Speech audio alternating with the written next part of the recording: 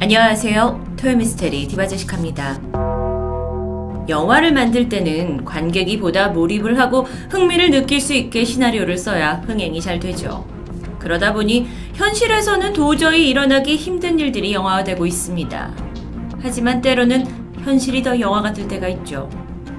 오늘 소개할 사건은 실화를 바탕으로 영화까지 만들어졌지만 그렇다 해도 너무 비현실적인 거 아닌가라는 생각이 들 만큼 충격적인 일본의 탈옥 사건입니다. 홋카이도에 있는 아바라시 감옥박물관인데요. 이곳은 한때 악명 높은 감옥이었지만 현재는 박물관으로 운영 중입니다. 그런데 이곳에는 기묘한 동상이 하나 서 있습니다. 바로 천장 얇은 선 위에 매달려 있는 이런 모형인데 동상의 실제 주인공은 시라토리 요시에.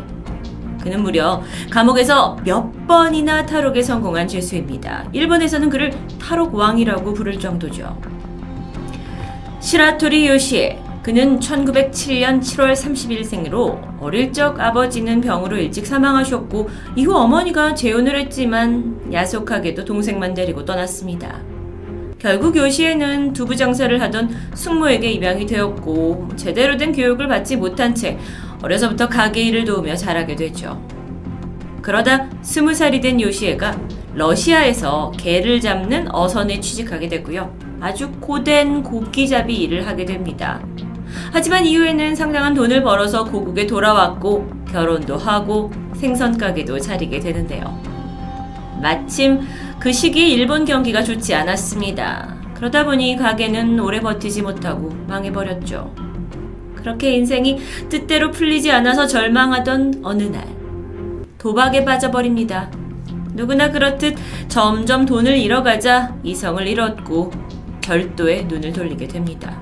이건 다 도박 자금을 만들려는 목적이었죠. 1933년 4월 그는 친구와 복면을 쓰고 자파상에 들어가서 도둑질을 하던 차 주인에게 발각되고 말았습니다. 몸싸움이 났고 가까스로 도망을 가던 중에 그의 친구가 가게 주인을 칼로 찔러서 살인을 저지르고 말하는데요. 요시에는 도주에 성공해서 이후에 숨어서 살아가던 중 2년 만에 같이 범행을 저지른 친구가 잡혔다는 것을 신문을 통해 알게 되었고요. 고민 끝에 본인도 자수를 결심합니다. 하지만 경찰은 그에게도 살인죄를 물었어요. 요시에는 아니 나는 죽일 생각이 없었다. 그리고 실제로 내가 죽인 게 아니라 동료가 저지른 일이다 라면서 자신의 결백을 주장했지만 끝끝내 받아들여지지 않았고요. 그는 교도소로 이송됩니다. 그가 처음 수감된 곳은 아오모리 교도소였습니다. 그런데 아무리 범인이라지만 교도소 내에서 사람다운 대우를 전혀 받을 수 없었어요. 그러다 보니 어느 날 여길 벗어나야겠다는 큰 결심을 하게 됩니다. 이 감옥에서 독방 생활을 하고 있었는데요.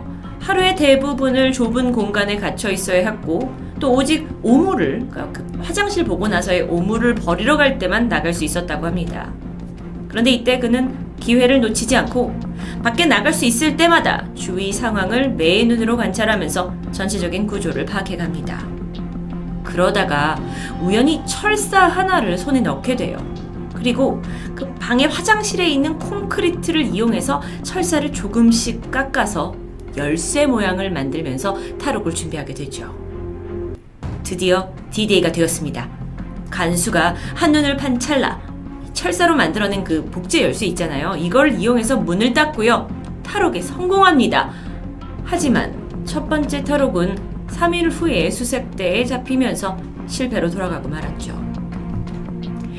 다시 수감된 요시입니다. 같은 해 11월에는 그 자파점에서 저지른 살인죄로 무기징역을 확정받게 되어 영원한 감옥 생활을 시작해야 했죠. 그리고 그로부터 5년 뒤인 1941년 아키타 감옥으로 이감되었습니다. 이곳에서의 생활도 여전했어요. 요시에는 다른 죄수들에게 심한 폭행에 시달렸고요. 힘든 시기였죠. 게다가 이미 한번 탈옥을 했다라는 이력이 있어서 또다시 독방에 수감될 수밖에 없었습니다.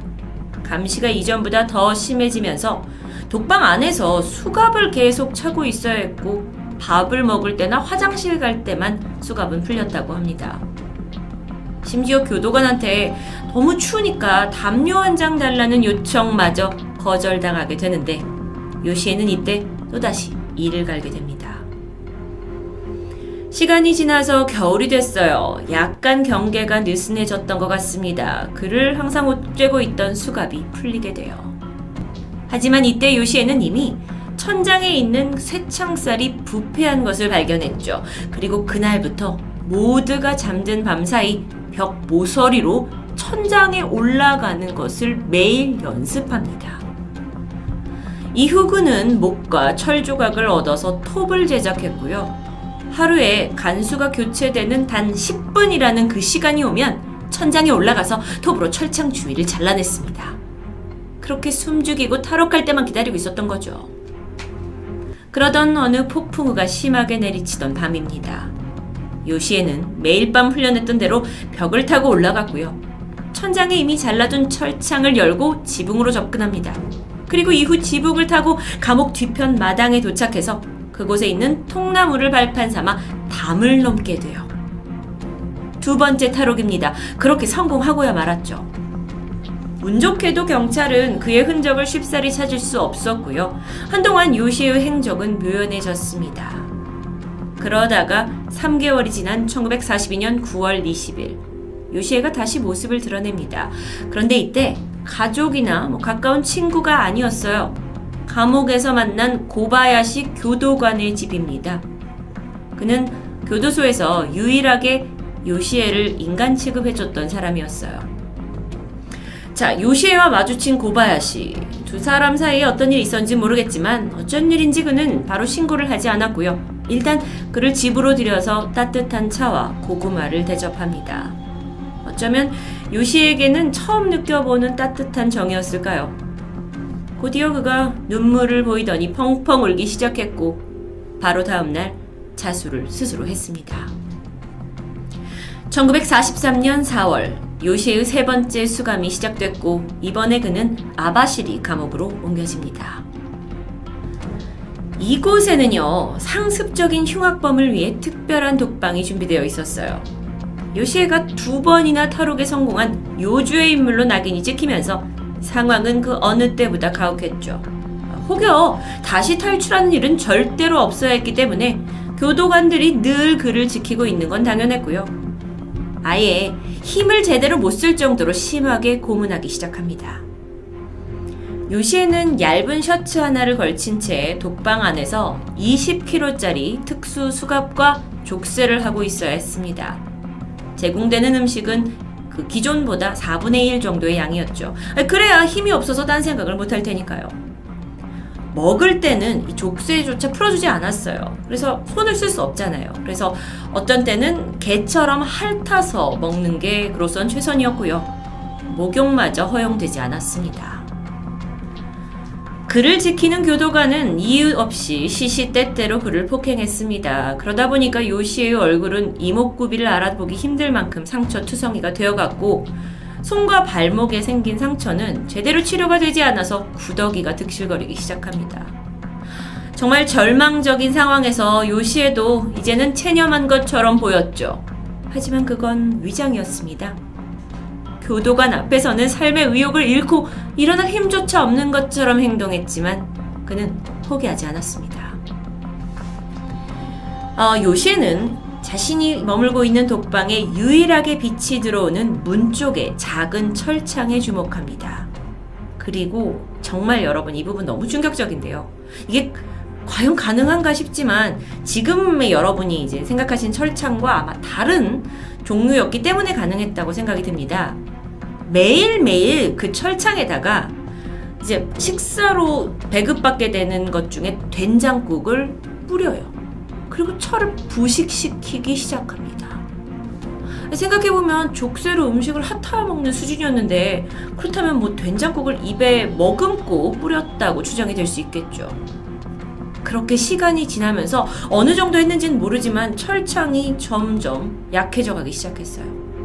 겨우 손을 넣을 수 있는 사이즈에서 머리가 들어가고 이후 어깨를 구겨 넣을 수 있을 때가 왔을 때 그는 이 독방을 빠져나갑니다. 족쇄요. 이건 교도관이 없을 때 계속 벽에 부딪혀서 이미 고리가 느슨해진 상태였죠. 이렇게 요시에가 아바라시 감옥에서 3번째 탈출에 성공했다는 게 일본 전역에 알려졌고요. 경찰로서는 수치였습니다. 그래서 이 일을 어떻게든 해결하려고 많은 인력을 동원해서 수색했지만 쉽지 않았습니다. 한편 요시에는요, 결코 다시 감옥에 들어가지 않겠다는 결심으로 산으로 깊이 들어가 버립니다. 그곳에서 약 2년을 버텼고요. 세상과 완전히 단절한 채 살다 보니 밖에서 전쟁이 끝났다는 것조차 1년 뒤에 알게 됐죠. 그리고 드디어 1946년 8월 산에서 내려와요. 삿포로로 향하게 됩니다. 그런데 정말 허무하게도 밭을 지나던 중에 도둑으로 오인을 받았고요. 농부가 쫓아와서 그를 막 나무 막대기로 폭행하게 되자 참지 못한 요시에가 그를 살해하게 됐고 그 길로 다시 체포됩니다. 지금까지 2번의 살인, 3번의 탈옥. 이미 요시에는 일본 최악의 범죄자로 낙인 찍히면서 재판에서 결국 사형 판결을 받습니다. 1947년 4월 4번째 감옥인 삿포로 감옥에 수감되죠. 이번 교도소는요, 24시간 전혀 틈을 주지 않았습니다. 연중 무휴로 요시에를 철저하게 모니터링했죠. 그런데 누굽니까? 탈옥왕 아니겠습니까? 이 감옥의 약점이 바닥이라는 걸 눈치챘습니다. 그리고 오랜 시간 손톱과 작은 금속으로 바닥을 파내려갔어요. 그리고 또다시 탈옥에 성공합니다. 정말 탈옥 왕을 넘어서 탈옥의 귀재라고 불려도 될 것 같은데요. 이후 그는 이곳저곳 산을 떠돌아다니면서 근근히 도둑질을 했고 먹고 살았습니다. 그런데 그러던 어느 날 아주 우연히 경찰관을 마주치게 돼요. 경찰은 그가 누군지 알아보진 못했는데요. 경찰이 요시에게 담배를 건네면서 따뜻한 모습을 보이는 순간 여기서 요시의 마음이 힘없이 무너졌습니다. 그에게 경찰이란 항상 난폭하고 자신을 인간 이하로 취급하던 사람이었는데 이런 인간적인 면을 보게 되자 마음이 움직였던 겁니다. 그리고 그는 경찰에게 말합니다. 사실은 제가 시라토리 요시에입니다. 저를 체포해주세요. 그렇게 자수해서 다시 체포가 된 이후 여론이 생각보다 냉혹하지 않았습니다. 사형은 너무하지 않냐라는 주장이 받아들여졌고요. 결국 그는 20년형으로 감형까지 받습니다. 어쨌든 또다시 감옥에 갇히게 된 요시에가 또 탈옥을 생각했을까요? 아니요. 이번에는 최소한의 인권이 보장되는 감옥 생활을 했고요. 결국 그는 형량을 다 채우고 출소하게 됩니다. 요시에를 알고 있던 교도소 관계자들은 그에 대해서 이런 말을 했어요. 요시에는 의리 있는 사람이었다. 받은 은혜는 결코 잊지 않았는데 문제는 자신을 공격하는 사람에게는 그만큼 돌려주는 사람이다.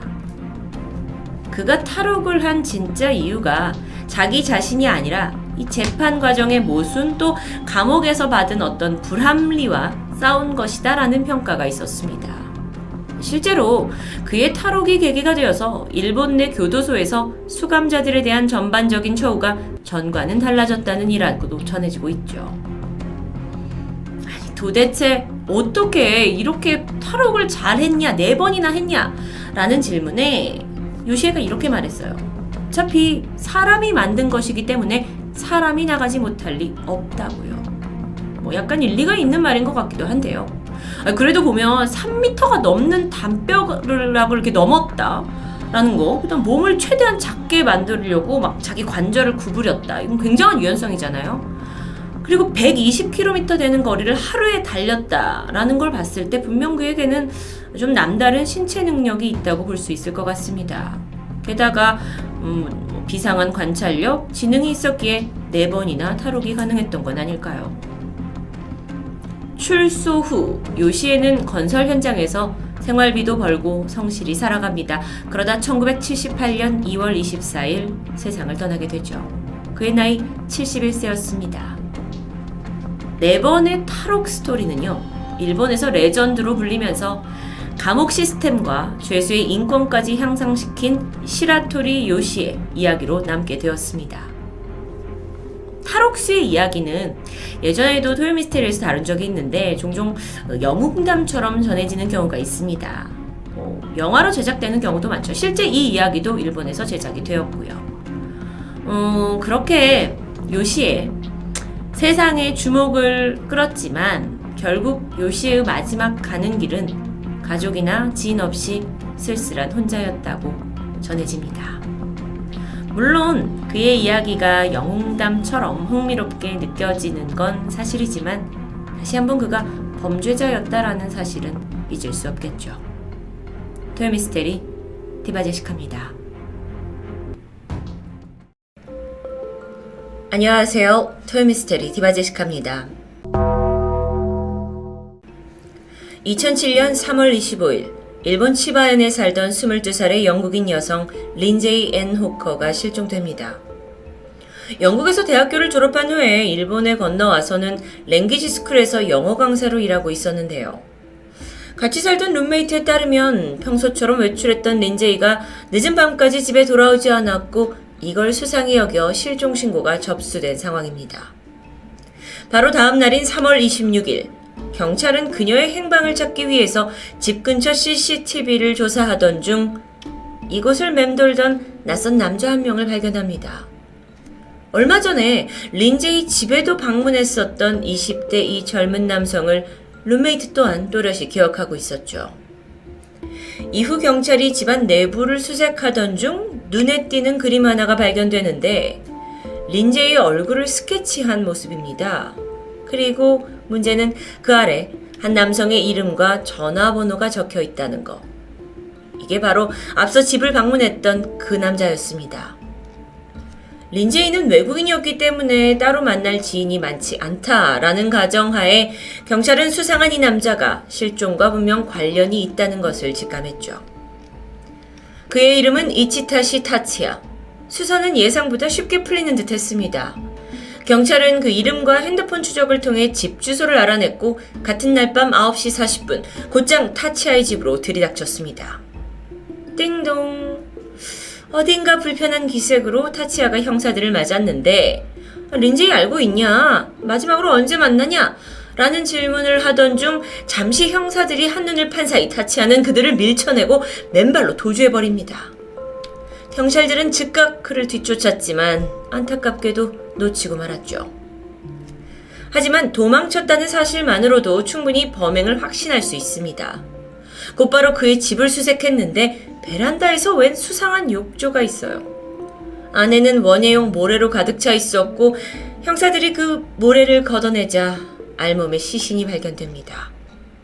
실종된 린제이의 사체였죠.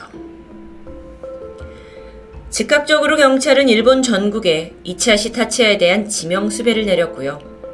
쉽게 검거할 거라고 여겼던 이 타치아의 길고도 대범한 도피가 그때부터 시작됩니다.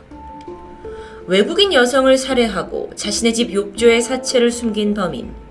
그는 도대체 어떤 사람이었을까요? 타치아의 부모님 모두 직업은 의사였습니다. 그만큼 유복한 집안 환경에서 자랐다고 볼 수 있는데 정작 자신은 사수를 한 상황에서도 목표하던 의대에 들어가는데 계속 실패했죠. 결론적으로 다른 대학을 들어가긴 했지만 졸업하고 나서 쭉 무직 상태로 지내면서 부모에게 여전히 생활비를 받으며 살아가던 신세입니다. 그런 그에게도 한 가지 특기가 있었는데 바로 사람의 캐리커처 같은 그림을 잘 그리는 재주였죠. 린제이의 룸메이트에 따르면 그녀가 실종되기 나흘 전인 21일 날 도쿄 한 전철역에서 남성이 린제이에게 말을 걸었고 집까지 찾아왔다고 합니다. 그가 바로 타치아였던 겁니다.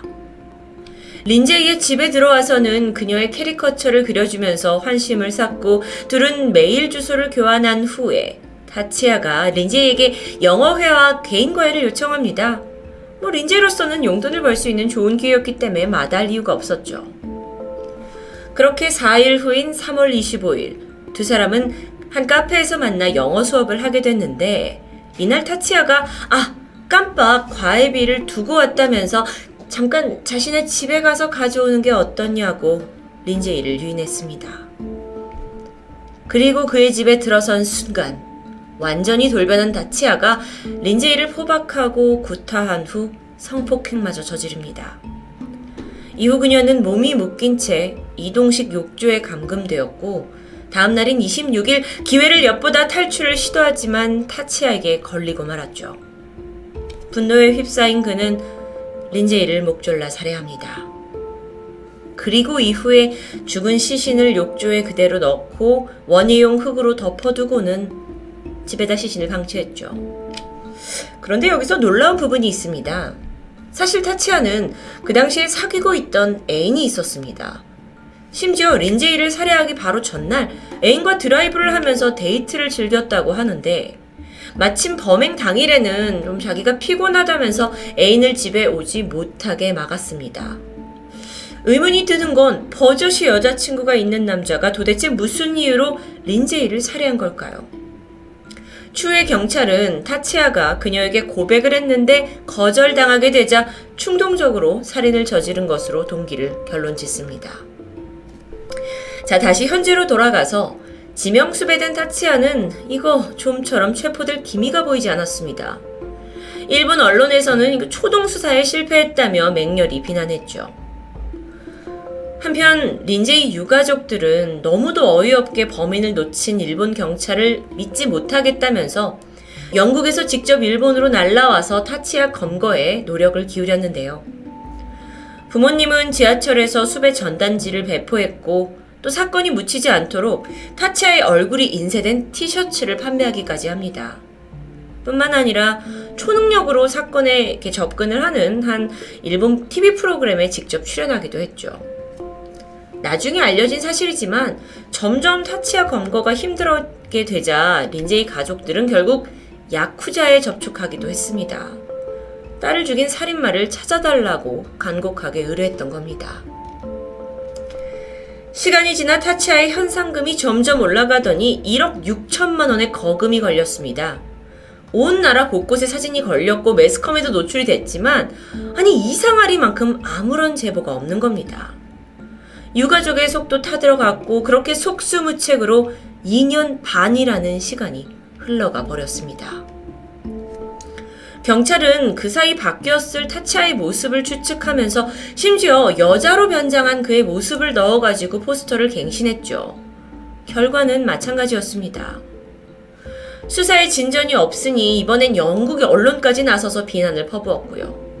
일부에서는 일본 경찰이 너무 쉽게 그가 그냥 자살한 거 아니냐 라고 단정지어서 미미한 수사가 진행된다라는 의혹이 나오기도 했습니다.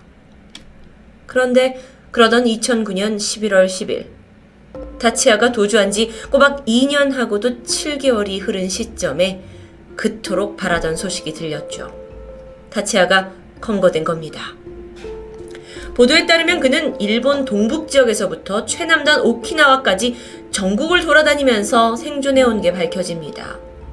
그리고 이 소식이 전해지면서 도대체 그가 어떻게 2년이 넘도록 완벽하게 숨어 지낼 수 있었는지 관심이 쏠렸는데요.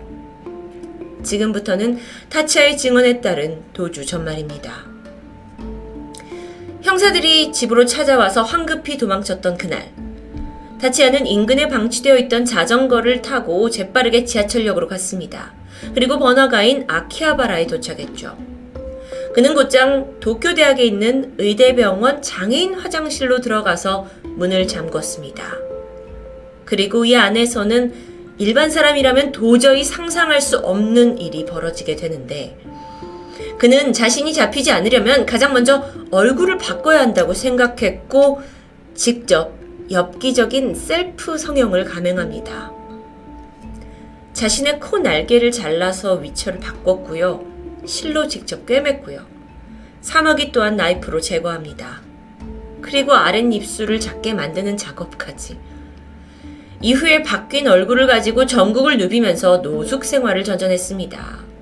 그렇다 하더라도 여전히 곳곳에 자신의 얼굴이 붙은 수배 전단지를 보면서 이 불안감은 쉽게 사라지지 않았죠. 잡히는 건 시간 문제라고 생각한 그는 이번엔 다른 아이디어를 생각해냈습니다. 그리고 도서관에 가서 일본 전역에 있는 무인도들에 대해서 조사를 했고 적임지로 찾아낸 곳이 오키나와 현에 있는 오하섬.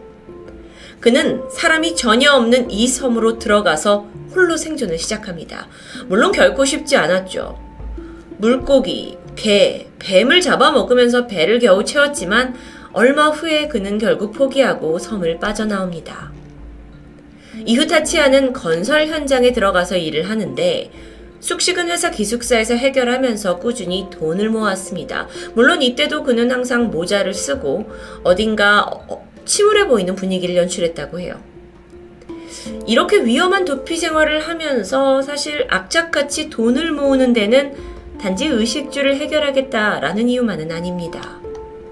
잡히지 않기 위해서는 외모를 계속 바꿔야 했던 겁니다. 그런데 제대로 된 성형수술이 필요했고 그러기 위해서는 건설 현장이든 어디든 돈을 벌어야 했던 거죠. 아니 근데 병원에서 성형수술을 받으려면 개인정보를 써서 노출을 해야 하지 않을까요? 알고 보니 일본은 사생활 보호라는 이유 때문에 환자가 가명으로 성형수술을 받아도 별다른 제재가 없다고 합니다. 이런 허점을 이용했던 타치아가 매번 여러 이름을 대면서 성형수술대에 올라 얼굴을 바꿔왔던 겁니다. 그렇게 입술은 점점 가늘어졌고 뺨이 도톰해지면서 수배지에서 봤던 얼굴과는 점점 딴 사람이 됐습니다. 이 방법으로 의심을 피했던 거죠. 그러던 2008년 10월 23일 타치아는 나고야에 있는 한 성형외과를 방문해서 코를 높이는 수술을 의뢰했습니다. 이쯤 되니 정말 이 수술이 도피를 위한 건지 자기 만족을 위한 건지 약간 헷갈리기도 하는데요. 실제로 그는 이 새로운 얼굴로 변장을 하고는 도쿄의 한 유흥업소에서 일했던 대범한 전적도 있습니다.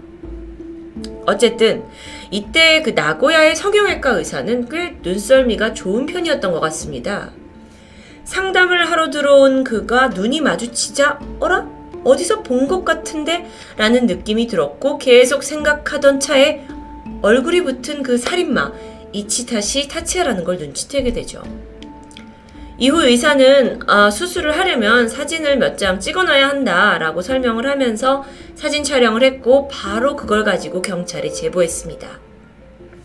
사실 경찰 또한 오랜 추적을 하던 끝에 타치아가 성형수술을 하면서 도망다닌다는 것을 어느 정도 감지하고 있었던 차예요.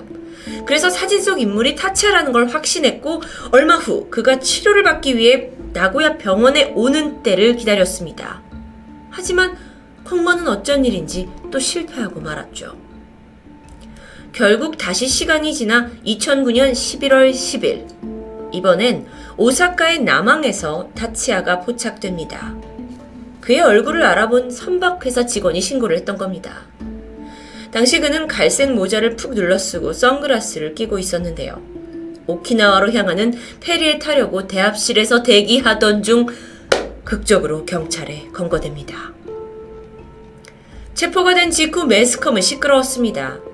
치바현에서 범행을 저질렀고 이후에 오사카, 나고야, 후쿠오카까지 전전하면서 수차례 성형수술을 했다라는 것 그 자체가 정말 충격이었으니까요. 타치아의 부모님 또한 자택에서 기자회견을 열었고 아들이 잡힌 게 속죄의 첫걸음이다. 나는 이렇게 잡힌 것에 감사한다 하면서 유가족인 린제이 부모에게 정말 사죄한다는 내용을 발표하기도 했습니다. 유족들로선 당연히 그에게 사형이 내려져야 한다고 생각했지만 일본에서는 사실상 연쇄살인범이 아니고서 초범에게 사형이 선고되지는 않는다고 합니다. 그렇게 타치아는 1심, 2심에서 모두 무기징역을 선고받았고 사건은 마무리되는 듯 했죠. 그런데 한쪽에서 예상치 못한 잡음이 시작됐습니다. 체포 당시에 찍혔던 그의 얼굴, 그 성형한 얼굴을 보고 일부 여자들이 그를 추앙하는 팬클럽이 생성이 된 겁니다. 이렇게 사진처럼 타치아 사진을 들고 타치아의 아내 이런 문구를 넣은 스티커 사진이 나돌았을 정도죠. 정말 한심한데요. 일본 내에서도 맹렬한 비난이 쏟아졌지만 아직까지도 일본 웹에 타치아 이름을 검색하면 연관 검색어로 팬, 잘생김, 미남이란 단어가 함께 뜨고 있습니다. 감옥에서 자숙해야 마땅할 타치아. 그 사람 또한 기가 막힐 행보를 보여주는데요. 감방에서 자신의 도주 생활을 세세하게 적더니 그걸 책으로 발간하기에 이르렀죠. 뭔가 영웅 심리인가요? 일본에서는 또 이 책이 꽤 흥행했던 것 같습니다.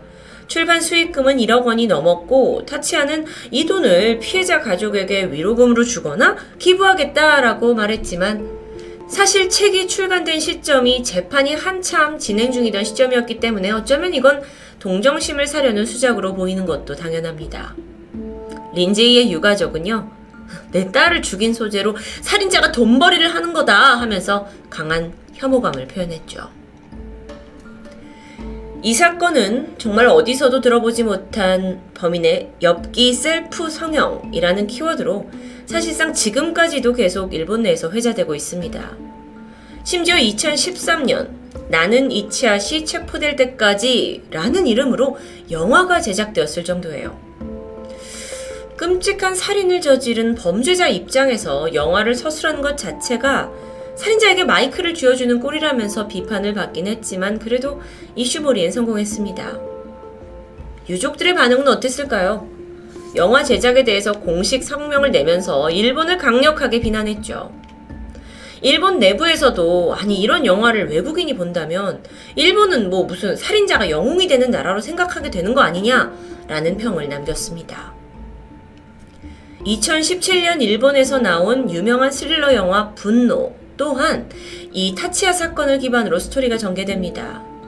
무인도에 웬일인지 혼자 살던 남자 그리고 섬 여자가 사랑에 빠지지만 그가 지명 수배자가 맞는지 아닌지 계속 의심하게 되는 그런 스토리였는데 결론적으로 이 영화는 인간의 의심에 대해 다룬 영화지만 린제이 사건이 떠오르는 건 어쩔 수 없죠. 이런 소재가 과연 한국이었다면 영화로 제작될 수 있었을까요?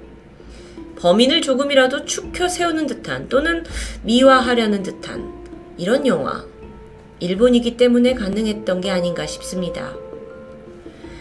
세상은 여러 가지 기준으로 평가를 합니다.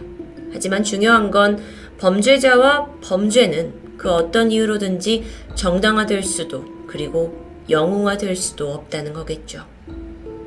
토요미스테리 디바제시카였습니다.